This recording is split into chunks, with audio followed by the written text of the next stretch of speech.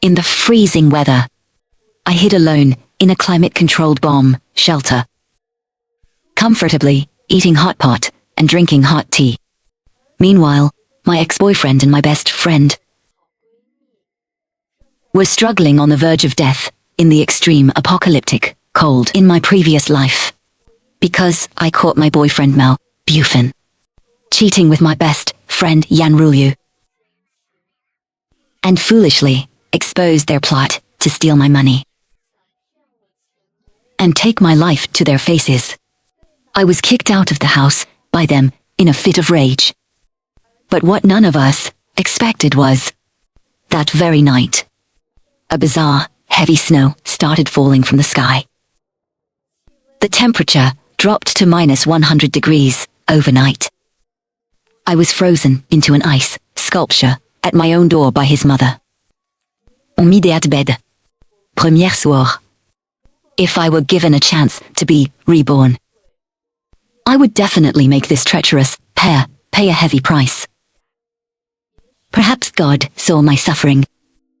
I was actually reborn, returning to 2 weeks before I was murdered. I was both shocked and overjoyed. I wanted to go and curse out those scumbags right now. No, I shouldn't be impulsive, thinking of the sudden heavy snow before I died. It was clearly summer in May, and the temperature was ridiculously high. Everyone relied on air conditioning to survive, but who could have thought? Overnight, heavy snow would freeze the land for thousands of miles. I was frozen to death by that snowstorm right in May. So première réalisée.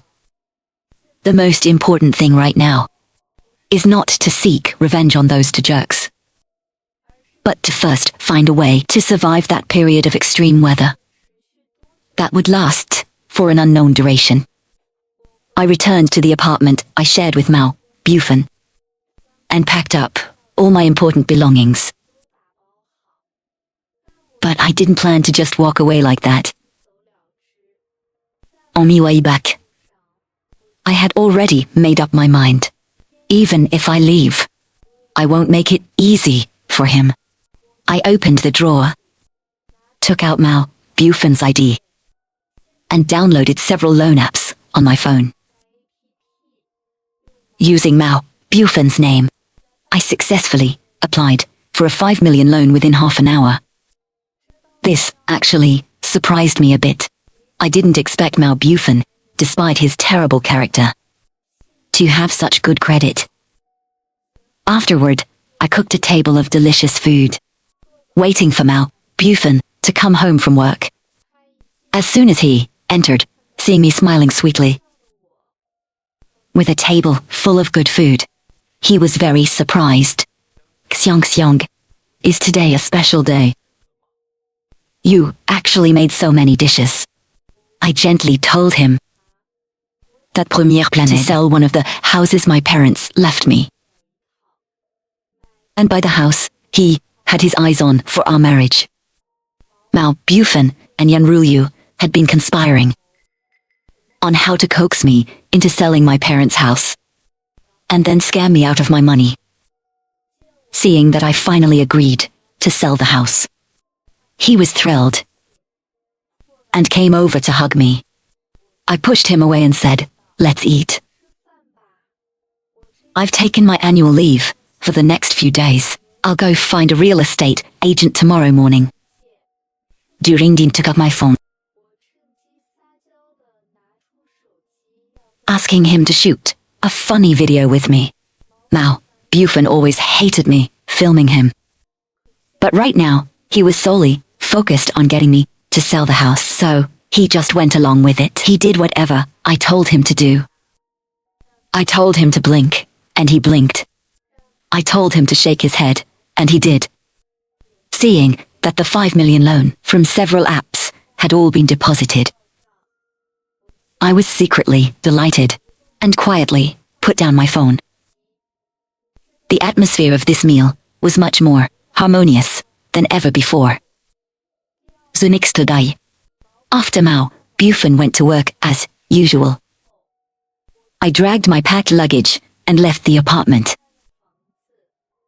My parents left me 2 properties before they passed away. One was a staff dormitory in the city center, and the other was a small villa at the foot of a mountain in the suburbs. Although the location was remote, and the price couldn't compare to villas in the city, the basement of this small villa was connected to a bomb shelter built during the anti-Japanese war. Back when my dad was renovating this house, the wall near the mountain suddenly collapsed. Revers à limite.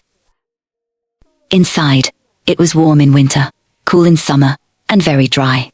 Since the house hadn't been lived in for a long time, I first hired cleaners to tidy it up. While cleaning, I was planning in my head how to arrange things to survive that deadly, freezing weather. With such heavy snow, the water pipes would definitely burst from the cold and power lines would be crushed. Relying on underfloor heating or AC would be impossible. With this climate-controlled bomb shelter, let alone an extreme cold apocalypse, even if an extreme heat apocalypse came, I wouldn't be afraid. I also hired a few workers to help me coat the inside with lime water once over. After finishing all this, it was already dark. At this time, Mao Bufen's call came in.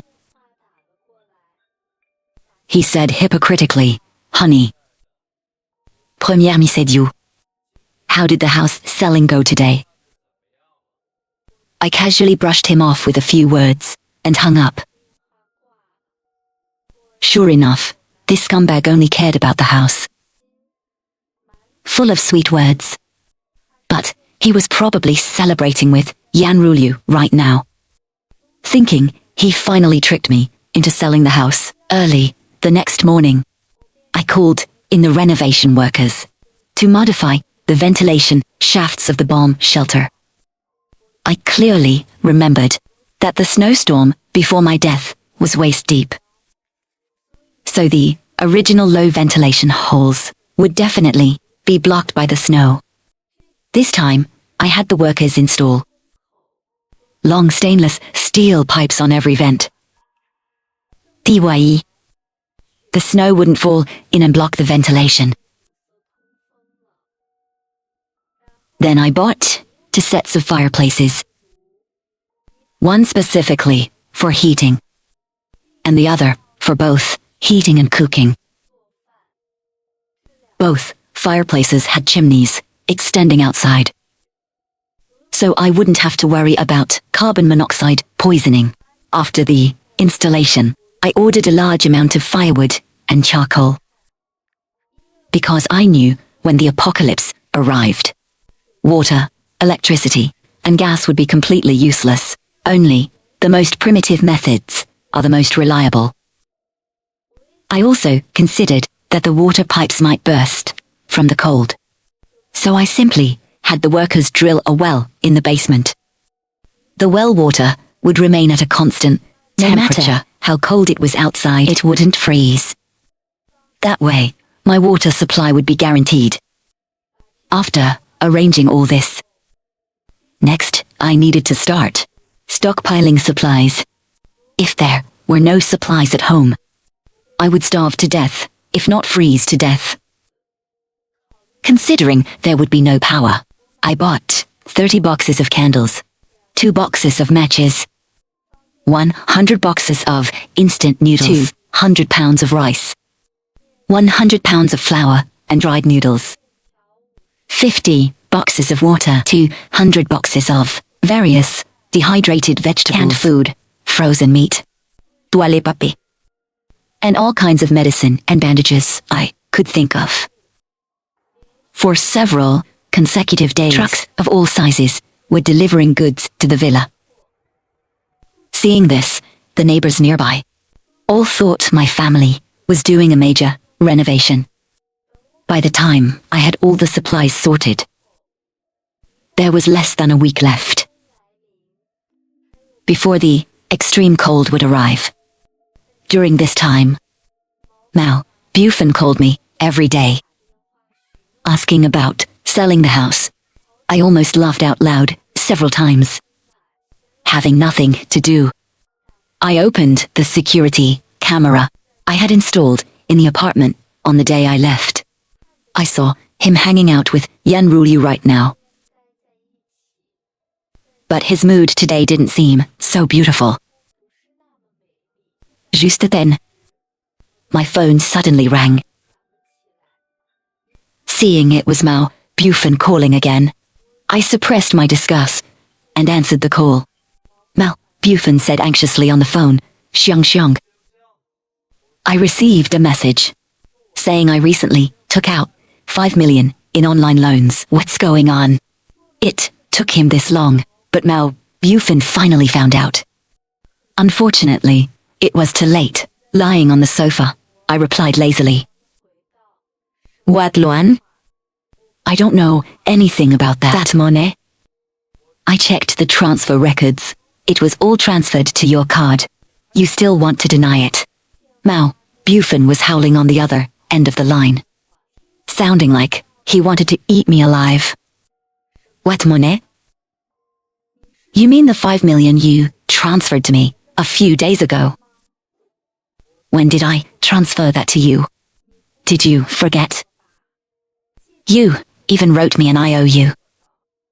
The day I left. Didn't you say you were paying back all the money you owed me?" Obviously. Mao Bufin was dumbfounded. He stuttered, "What on earth are you talking about?" I didn't bother responding. I just hung up the phone and sent him a picture. It was a picture of an IOU, clearly stating that I lent him 5 million in cash, to be repaid without interest within 1 year. Then Mao Bufin called again. I hung up on him immediately. I knew that on the other end of the line, Mao Bufin must be incredibly pissed off. He kept sending me messages, demanding I return the money.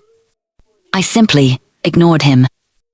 As for whether he would sue me, I wasn't worried at all.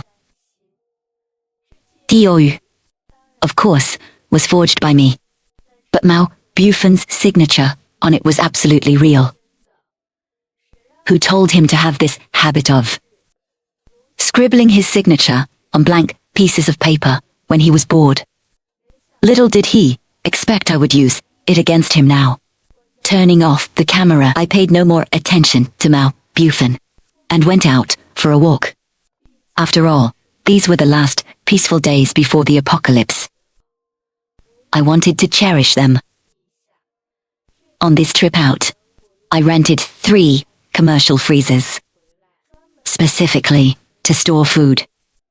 When the freezing temperatures arrive, the outdoors will become a natural giant freezer. At that power goes out, I won't have to worry about the food spoiling. Finally, I hired someone to reinforce the doors and windows. Actually, I wasn't worried about bad people breaking in. My main concern was the doors and windows being crushed by the heavy snow and extreme cold. If that happened, the house would be ruined. By the time I finished all this, there were only 2 days left before the deep freeze. During this time, Mao Bufin still kept calling me continuously and sending messages, hurling all sorts of abuse at me. I neither blocked him nor replied, because my revenge had only just begun. On the last day, before the apocalypse, I inspected the conditions inside the bomb shelter again. After making sure there were no issues, I locked the doors and windows and comfortably lay down on my bed. Right at that moment, my phone suddenly rang. It was a call from Yan Rulyu. I didn't answer, and directly opened the apartment's security camera. Yan Rulyu was indeed there right now, the 2 of them. No longer had that lovey-dovey appearance they used to have. Mao Bufin was furious, constantly urging Yanrulu to call me. Finally, he threw his phone aside. And cursed, I really didn't expect Xiongxiong, this silly girl, to be so scheming. After all these years, I didn't see through her at all. Then, Yanrulu started cursing at Mao Bufan. How could you be so stupid? She told you to do whatever, and you just did it? Are you a pig? Now look what happened.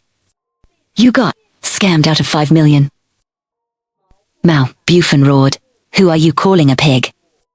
The two of them started arguing fiercely, back and forth. Neither willing to back down, I listened to their beautiful sound of fighting as I fell asleep. The funny thing was, even at this point, they still hadn't noticed that my belongings and many thick quilts were already gone. When I woke up again, it was already 2:30 a.m. in the middle of the night. I could clearly feel the temperature was much lower than yesterday. With trembling hands, I pulled back the curtains and looked outside. Heavy snow was already falling. The snowflakes were like huge cotton balls, smashing down relentlessly. It seemed the apocalyptic cold had arrived as expected. I picked up my phone and opened the camera app again. I saw Mao Bufan and Yanrulu huddling tightly together. The AC was set to heating, but it didn't seem to be doing any good. Yanrulu asked with a crying tone, "What's wrong with your house? Why isn't there even a single thick blanket? The AC's heating is useless too." Mao Bufan also shivered as he said, "I don't know either. Usually, Xiongxiong is the one who organizes things at home." Suddenly, Mao Bufan seemed to realize something was wrong. Xiongxiong's belongings seemed to have all disappeared. Watching the surveillance from my end, I couldn't help but laugh out loud. The thick clothes and thick quilts were, of course, thrown away by me, and I sabotaged the AC as well. Juste yet. Very soon you will realize, it's not just the blankets and clothes that are missing. When Premiere left, I also cleared out and threw away all the food in the house. Premier want aussi, in this freezing weather. If you can still order any takeout. After that, I muted my phone and went back to sleep. When I woke up again, it was already 11 a.m. After eating lunch, I found that the heavy snow outside was already over a meter high. It was almost burying the windows. Through the gap in the window, I could see large clusters of snowflakes, smashing down as fast and dense as raindrops. I suddenly realized, if the snow kept piling up like this 2-story house of mine would soon be completely buried. If the snow covered the bomb shelter's ventilation shafts, I would be suffocated alive inside the house. In un instant, I broke from fear. The snow was heavy and fierce, showing absolutely no signs of stopping. The only thing I could do was go out and shovel the snow. I quickly put on my thickest down jacket, found a ladder, and climbed onto the roof. This minus 100-degree temperature was really no joke. I had only been up there for a short while, and my whole body was almost frozen stiff. The thick clothing, in the face of such a low temperature, felt like a thin layer of paper. It was practically useless. I gritted my teeth and held on. The snow was just too massive. When I turned my head, the spot I just shoveled was already ankle deep again. This made me start to panic. At this rate of snowfall, the heavy snow would bury the second floor by tomorrow at the latest. Or maybe even the third floor. That After making so many preparations before the apocalypse, I completely overlooked the fact that this house wasn't tall enough. Thinking that Mao Bufin and Yan Ruliu, who lived on the 4th floor, might not be frozen to death yet, while I might suffocate to death first. Première felt. I was so mad at myself, I could burst a blood vessel. After much effort, I finally shoved the snow off the roof. En première usette, red ribbons, to tie around the ventilation vents. Premier dit, so that, if the snow really did bury the house, I could follow these red ribbons to locate the position of the vents. Having finished all this, my entire body was freezing cold. I hurried back to the fireplace in the bomb shelter. The temperature inside was more than just a little higher than outside. But I still lit the fireplace. Soon, the bomb shelter became as warm as spring. Although this blizzard came suddenly, fortunately, the power supply was still working. I brewed myself a cup of hot tea and turned on the apartment security camera once again. I saw Mao Bufin sitting on the couch, his face turning blue, cursing loudly. Teatevich. When the snow stops, I'm going to settle the score with her. I'm going to kill her. Beside him, Yan Ruliu had completely lost her previous arrogance. Shivering, she said, Mao Bufin, I'm hungry. Why, is there absolutely no food in your house at all? Eat, eat, eat, all you know is eat. No one is taking the delivery orders, what can I do? Seeing how miserable these two looked, I felt incredibly satisfied in my heart. Then I scrolled through my message list. Countless missed calls and abusive messages. All from Mao Bufin. Among all those messages, I also saw the messages Yan Ruliu sent me. She was feigning concern, asking me where I was. She really thinks I don't know that she and Mao Bufin are currently trapped in deep water and scorching fire, still putting on an act to deceive me. I just glanced at them casually and didn't pay any attention. Then, I opened our community's homeowner group chat. The group was in a heated discussion about this snowstorm. Petit point. No one cared about whether they could go to work anymore. Everyone was complaining about the water outage and the cold. Only then did I realize the water supply had long been cut off at Mao Bufin's place. I sent a reminder in the group chat. This weather is too weird. And who knows how long it will last. Everyone must pay attention to securing your doors and windows if the snow keeps falling non-stop. Some people, in order to survive, might do absolutely anything. Mao Bufin and Yan Ruliu wouldn't just sit and wait to die. A cornered dog will jump the wall, and a desperate rabbit will bite. They might just go to the neighbors for help. Premier dit, to completely cut off their escape routes. After giving the neighbors in the group a heads up, I clicked into Yan Ruliu's chat box and replied, I'm at home, and you? Very quickly, Yan Ruliu texted back. Xiang, did you move out? Where are you living now? I didn't answer Yan Ruliu's question. Instead, I took a picture of my warm fire and hot tea and sent it to her. Then I sent a voice message with a lazy tone. Sigh, why did it suddenly start snowing so heavily? Fortunately, my house has a fireplace, so I can stay warm by the fire. Otherwise, I really might have frozen to death. Then I opened the security camera app again. Surenog. The two of them were gritting their teeth with hatred, staring at the phone. How is she staying warm by a fire?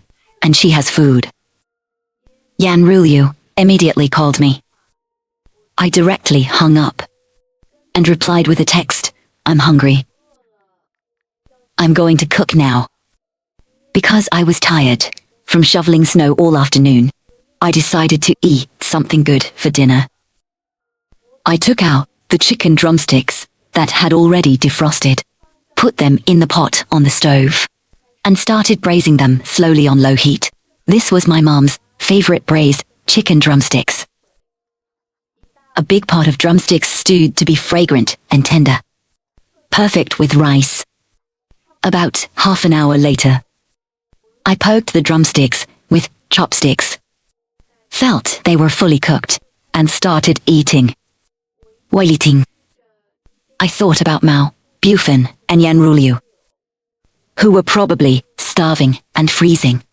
I suddenly felt a bit sympathetic. I felt that since I had plenty of food and drinks, I couldn't just watch them starve to death. So, I took a picture of this pot of fragrant food. On Yan Rulyu. On the monitor, Yan Rulyu picked up her phone and took a look. Then burst into loud tears. She repeatedly punched Mao Bufin, saying, I'm starving to death. Why don't you quickly think of a solution?